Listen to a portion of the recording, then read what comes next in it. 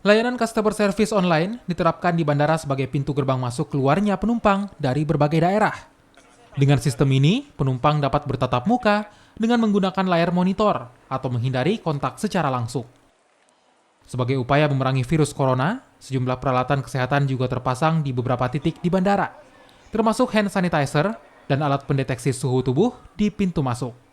Baik pada terminal keberangkatan maupun kedatangan, termasuk untuk jalur penerbangan domestik dan internasional.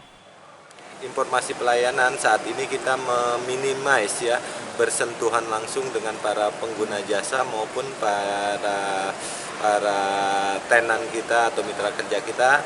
Maka oleh karena itu kita mengeluarkan inovasi layanan terkait dengan customer service online. Ya, ini juga untuk mengurangi jumlah SDM yang ada ya, diganti dengan teknologi saat ini.